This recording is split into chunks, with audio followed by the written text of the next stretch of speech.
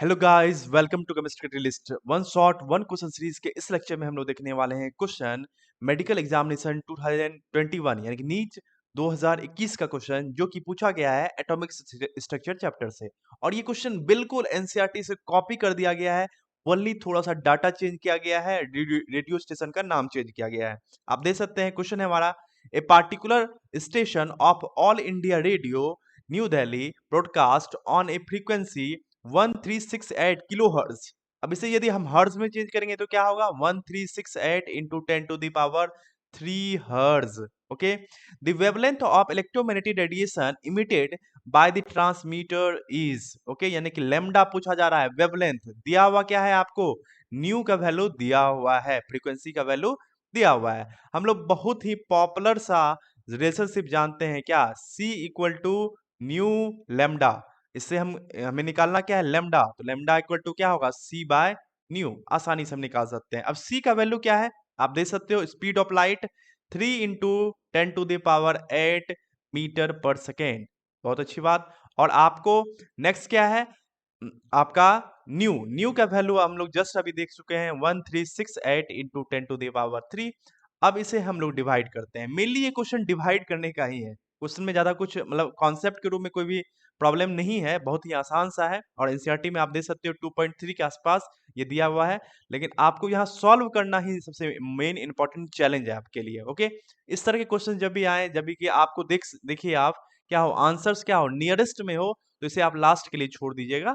ठीक, तो चलिए अब देखते हैं। तो इसे हम लिख सकते हैं क्या, 3000 इंटू 10 टू द पावर 8। मैंने ऐसा 10 टू द पावर 5 मैंने ऐसा क्यों किया, क्योंकि यहाँ 3 डिवाइडेड बाय क्या होता है, 1368। तो कैलकुलेशन बहुत गंदा हो जाता। तो इसे स्मार्टनेस के साथ इस तरह से करना है। और नीचे क्या, 1368 इंटू 10 टू द पावर 3।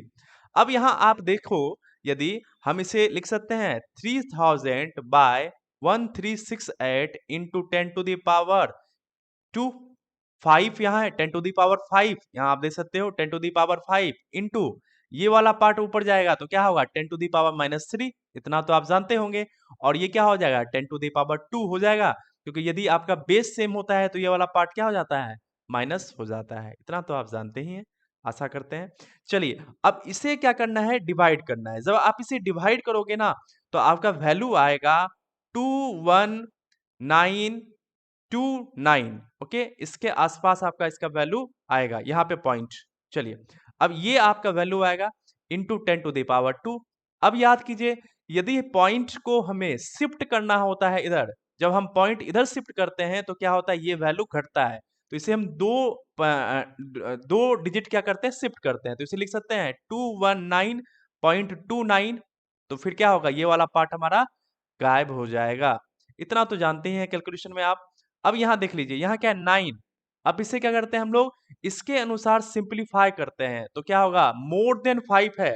जब भी मोर देन 5 होता है तो सेकेंड लास्ट डिजिट में क्या होता है, 1 का एडिशन होता है। तो क्या होगा, 219.3 मीटर, जो कि आपका आंसर क्या है, फर्स्ट। इसमें कुछ स्टूडेंट क्या करते हैं, 9 को नेग्लेक्ट कर देते हैं, 219.2 ले लेंगे, जो कि यहाँ पे आपको चाहता है कि एनटीए आप ये लो और फंसो। ठीक, तो आपको यहाँ पे इसे सिंपली आपको शॉर्ट अप्रॉक्स करने के लिए भी आना चाहिए, कि आप जानते हैं अप्रॉक्स का रूल, यदि 5 से कम आता है तो इसे हम नेग्लेक्ट कर देते हैं, यदि 5 से ज्यादा आता है तो सेकंड लास्ट वाले में 1 इंप्रूव कर देते हैं। ओके, तो यही आपको यहाँ पे करना था। इस तरह से आप आंसर पे पहुंच सकते हैं। आई होप कि आपका किसी तरह का डाउट नहीं रहा होगा। यदि कोई डाउट हो तो कमेंट बॉक्स में बताएं। चलिए, मिलते हैं नेक्स्ट लेक्चर में नेक्स्ट क्वेश्चन के साथ। तब तक के लिए अपना ख्याल रखिए। Wish you all the best. Thank you.